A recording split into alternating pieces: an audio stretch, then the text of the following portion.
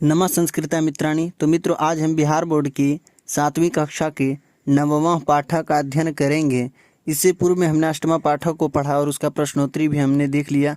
आज हम 9वां पाठक का अध्ययन करेंगे और इसका प्रश्नोत्तरी भी हम इसी एपिसोड में देखेंगे।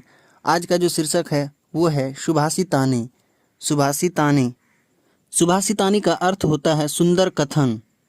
तो चलिए आज हम लोग सुंदर कथन पढ़ेंगे और इसका अर्थ को जानेंगे। ये जो आज का है सभी श्लोक को पढ़ेंगे, सभी इसमें श्लोक दिया गया है। इस श्लोक को केवल पढ़ना ही नहीं है बल्कि हमारे दैनिक जीवन में इस चीज़ों को उतारने की आवश्यकता है, तब हम जो है एक सफल इंसान बन सकते हैं। तो चलिए इन सभी चीज़ों पे आप ध्यान देंगे।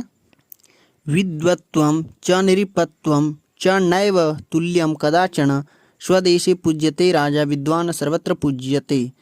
यानी विद्वानों की और विद्वान का और राजा की तुलना कभी नहीं की जा सकती है।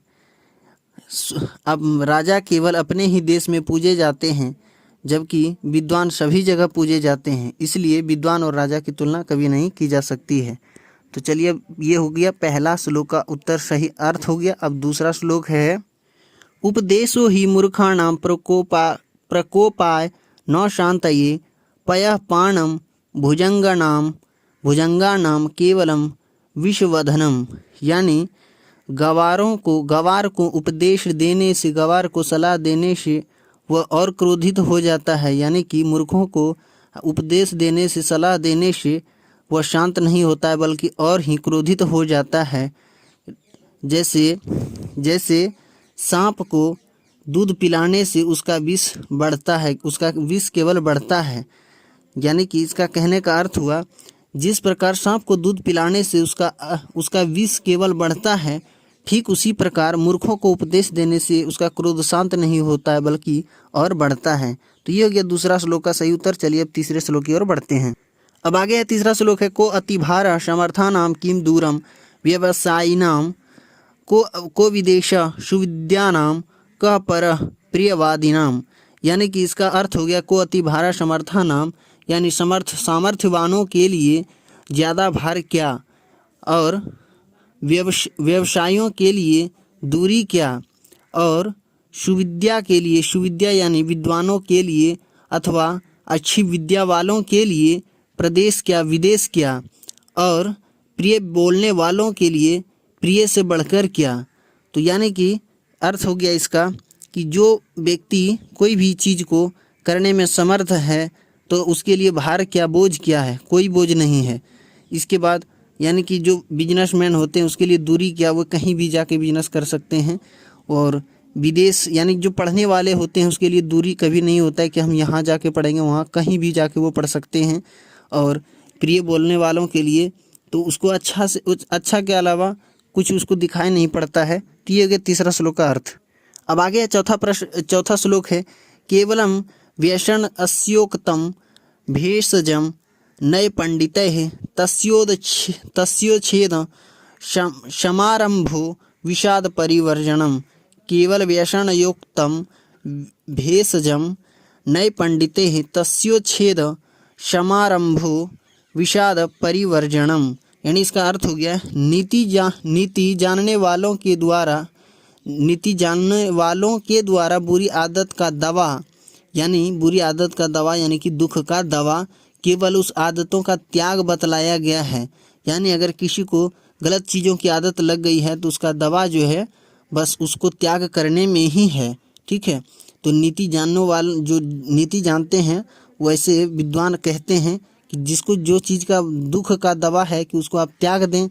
बुरी आदत की अगर कोई दवा है तो उसका दवा यही है कि आप बुरी आदत को ही त्याग दें। ये हो गया चौथा श्लोक का सही अर्थ। अब आगे है पांचवा श्लोक है गंधेन गावा पश्यन्ति शास्त्रे पश्यन्ति पंडिता चारे पश्यन्ति राजान चक्षुर्भ्यामीतरे जना। तो यानी कि इसका अर्थ हो गया गंध से गाय जान लेती है, गंध से गाय देख लेती है, और शास्त्रों के द्वारा पंडित जान जाते हैं। इसके बाद है गुप्तचरों के द्वारा राजा सब कुछ जान लेते हैं, तथा अन्य लोग जो होते हैं वो आँखों के द्वारा सब कुछ जान लेते हैं, आँखों के द्वारा सब कुछ देख लेते हैं। तो ये हो गया पांचवा श्लोक का सही अर्थ।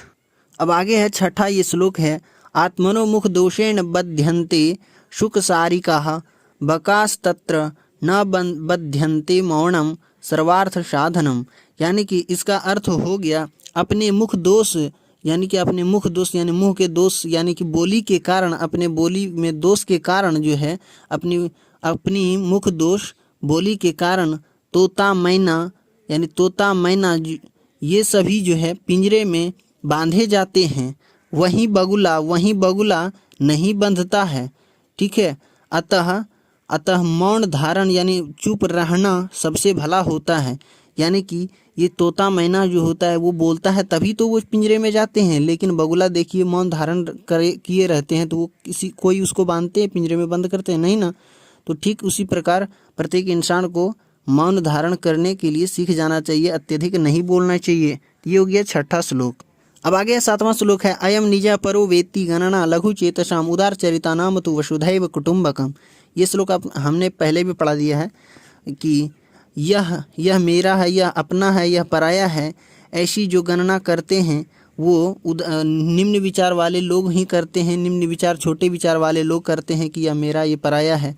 और उदार चरित्र वालों के लिए, उदार विचार वालों के लिए तो संपूर्ण पृथ्वी के लोग ही उसका परिवार होता है। तो इस प्रकार ये हो गया 7वां श्लोक का सही अर्थ। अब चलिए 8वां श्लोक देख लेते हैं।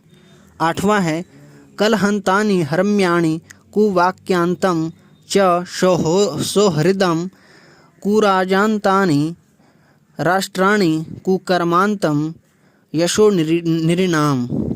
तो इसका जो अर्थ हो गया कि कलहांतानि हरम्यानि यानी आपसी झगड़े से घरों का नाश होता है। यानी घर का नाश कैसे होता है? आपसी झगड़े के कारण। आपसी झगड़े में आपस में जब झगड़ा करते हैं तो उसके कारण घर का नाश होता है। और खराब बोली के कारण दोस्ती टूट जाता है, खराब बोली के कारण दोस्ती टूट जाता है। और क्या है आगे कि बुरे राजा के कारण यानी बुरे शासन यानी कुशासन, बुरे राजा से कुशासन से देश नष्ट होता है।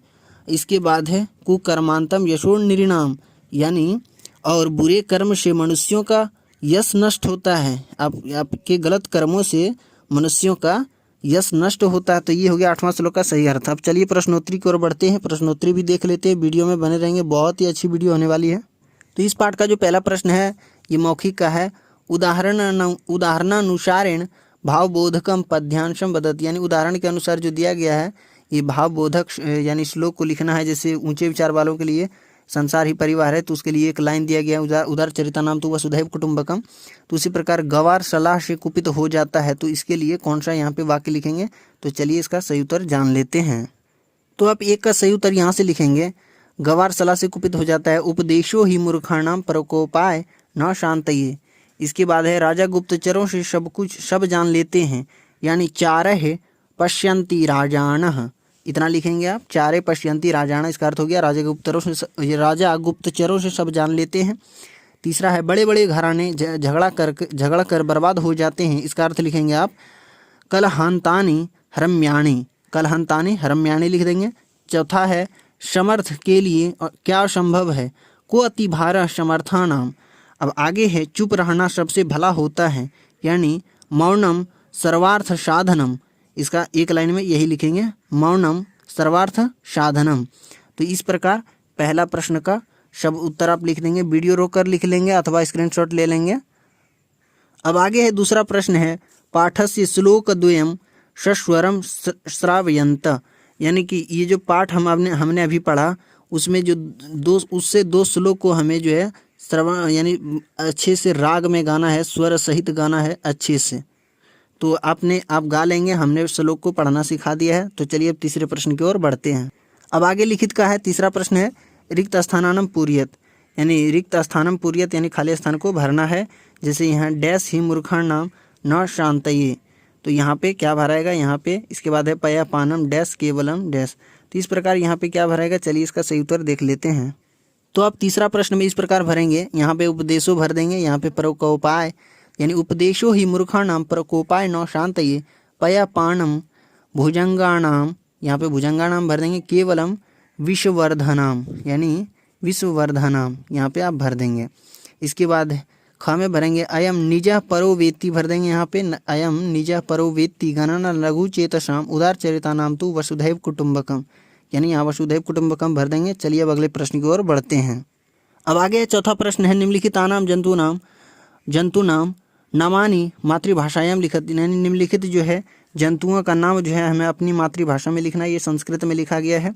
तो चलिए इसका सही उत्तर जान लेते हैं क्या होगा। तो आप चौथा प्रश्न का सही उत्तर आप यहाँ से लिखेंगे व्याघ्र का अर्थ लिखेंगे बाघ लिखेंगे, मृगा का हिरण लिखेंगे, वृषा का बैल लिखेंगे, वृश्चिक का लिखेंगे बिच्छू, मीना का अर्थ लिखेंगे मछली, हस्ती का आप हाथी लिखेंगे। इसके बाद है अजा का लिखेंगे बकरी, अश्वा का घोड़ा, कुरमा का कछुआ होता है, घोटका का अर्थ घोड़ा होता है, नकुला का अर्थ नेवला होता है, गर्धवा का अर्थ गधा होता है। आप यहाँ ध्यान देंगे अश्वा और घोटका दोनों का अर्थ घोड़ा ही होता है। क्यों होता है, जब हम आपको पर्यायवाची शब्द पढ़ाएंगे तो उसमें हम बताएंगे इसका अर्थ। तो ये आप आशा करते हैं आप यहाँ तक समझ गए होंगे, इसको आप लिख लेंगे। चलिए अगले प्रश्न की ओर बढ़ते हैं। अब आगे है पांचवा प्रश्न है समुचित विभक्ति प्रयोगेण रिक्त स्थानानि पूर्यत, यानी कि ये जो जैसे कि दिया गया है यहाँ पे जैसे में शह मुखेन खादती, यानी कि मुख दिया गया है ब्रैकेट में ये कोष्टक में शब्द, तो इसमें जो है हमें विभक्ति का सही प्रयोग करके इसमें लिखना था कि यहाँ पे क्या मुखेन हो गया तृतीया विभक्ति का प्रयोग किया। उसी प्रकार यहाँ खाली स्थान में हमें इन सभी शब्दों को हमें सही विभक्ति और उस वचन का प्रयोग करके यहाँ पे भरना है। तो चलिए इसका सही उत्तर जान लेते हैं, वीडियो में बने रहेंगे आप। तो आप पांचवा प्रश्न का सही उत्तर आप इस प्रकार लिखेंगे, यहाँ हिमालयात भर देंगे। हिमालय का जो है हिमालय में पंचमी विभक्ति एक वचन का प्रयोग होगा, यानी गंगा हिमालय से निकलती है। इसके बाद भारतस्य भर देंगे, भारतस्य राजधानी दिल्ली अस्ति। वृक्षात पत्राणि पतंती, क्योंकि यहाँ बहुवचन है तो यहाँ पत्र में हम पत्राणि यानी बहुवचन लगा दिए, पत्राणि भर देंगे। वयम नेत्राभ्याम पश्यामः, नेत्राभ्याम लगा देंगे, आँख दो होता है इसी के कारण द्विवचन लगाए हैं। ता विद्यालयम गच्छन्ति, इस प्रकार आप यहाँ भर देंगे पांचवा प्रश्न को। तो चलिए अब छठे प्रश्न की ओर बढ़ते हैं। अब आगे छठा प्रश्न है कि उदाहरणानुसारम रिक्त स्थानम पूर्यत, यानी कि उदाहरण के अनुसार जो है इधर खाली स्थान को भरना है। तो उदाहरण जैसे दिया गया है अकारांत पुल्लिंग है, मूर्खा नाम दिया गया है शब्द, तो मूर्खा नाम शब्द कैसा है, अकारांत है और पुल्लिंग है।